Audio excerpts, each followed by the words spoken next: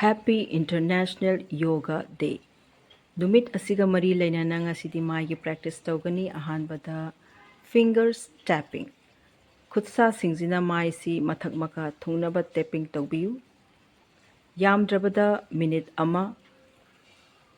amadagi hena tawge harju migi apambani.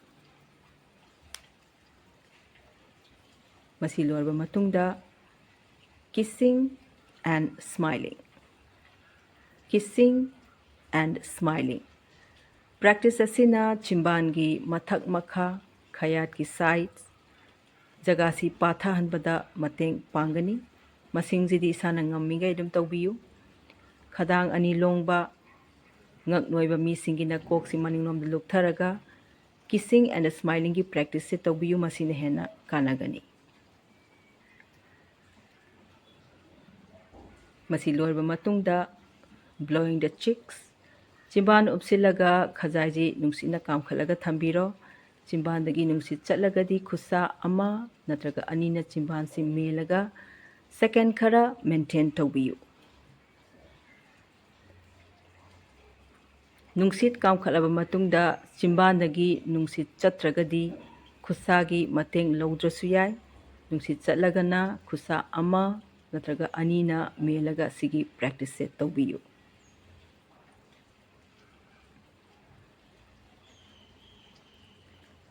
practice asigi makhal ani subada nungsitna kamkhalaga hana thammani khajai manungda leiba nungsitsi yet oi isana ngammigai sangna adum move tawbiyu masina khajai gi blood circulation improve tawgani mathangda leigi matona khajai si manunglomdagi ngammigai mapalomda inthokpirau side animakta chin umsilaga tawsi leigi maton sina khajai ji mapalomda ngammigai inthokpiro ngaktang leirani aduga atopa side ta muk chap manana tawgadaba sumaina masingjidi isana ngammigai dum tawbiyai sina khajai gi oiba practice ni mathang asina chimban gi khayasi manunglomda chingsillaga position asida second khara maintain tawbiyu practice asi cheek line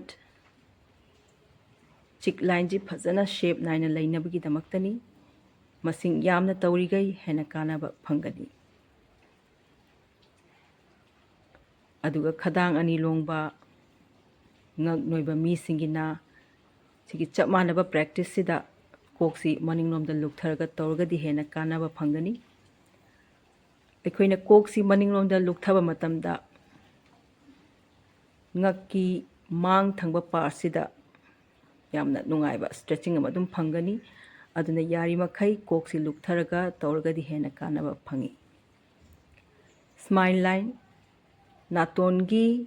loisilakpa jaga dagina chimbangi loisilakpa jaga sigi line si phajana shape naina lainanaba khudom bisina nammaga makharomda massage tawbiyu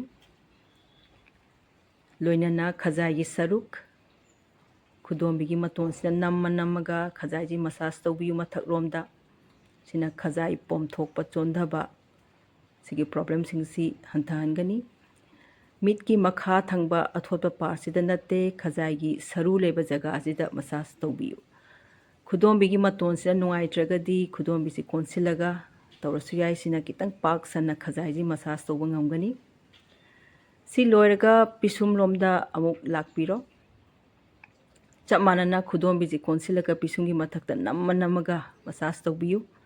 pisumda massage tawbaji kok chikpa matamda su tawragadi yamna kanagani pisumgi makha mitki mathak jagaji chondharagadi khutna mana pisumje chingkhatpiro aduga khudombigi matonsina jagaji nammaga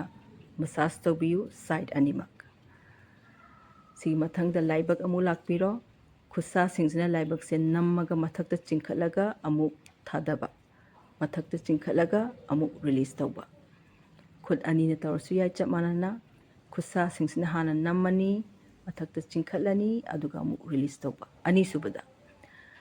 khudom biji samaina konsilaga laibak si mayai dagi hauraga nammaga makharom dagi mathak romda massage tawbiyu ꯃꯈꯥꯗꯒꯤ ꯅꯝꯃꯒ ꯃꯌꯥꯏꯗꯒꯤ ꯍꯧꯔꯛꯑꯒ ꯂꯥꯏꯕꯛꯁꯤ ꯊꯨꯡꯅꯅꯕ ꯃꯁꯥꯖ ꯇꯧꯕꯤꯌꯨ꯫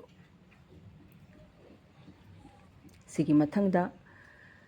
ꯌꯥꯒꯤ ꯃꯈꯥ ꯊꯪꯕ ꯁꯔꯨꯛꯁꯤ ꯃꯥꯡꯂꯣꯝꯗ ꯈꯤꯇꯪ ꯏꯟꯊꯣꯛꯄꯤꯔꯛꯑꯣ, ꯑꯗꯨꯒ ꯆꯤꯟꯁꯤ open close ꯇꯧꯒꯅꯤ꯫ ꯍꯦꯟꯅ ꯐꯕꯗꯤ ꯀꯣꯛꯁꯤ ꯃꯅꯤꯡꯂꯣꯝꯗ ꯂꯨꯛꯊꯕꯤꯔꯛꯑꯣ꯫ ꯃꯁꯤ ꯗꯕꯜ ꯆꯤꯟ ꯑꯃꯗꯤ ꯖꯣ ꯂꯥꯏꯟꯁꯤ ꯐꯖꯅ ꯁꯦꯞ ꯂꯩꯅꯕꯒꯤꯗꯃꯛꯇꯗꯤ ꯌꯥꯝꯅ ꯀꯥꯟꯅꯕ ꯄ꯭ꯔꯦꯛꯇꯤꯁꯅꯤ꯫ ꯅꯤꯡꯁꯤꯡꯒꯗꯕ ꯑꯃꯅ ꯌꯥꯒꯤ ꯃꯈꯥ ꯊꯪꯕ ꯁꯔꯨꯛꯁꯤ ꯃꯥꯡꯂꯣꯝꯗ ꯈꯤꯇꯪ ꯏꯟꯊꯣꯛꯀꯅꯤ꯫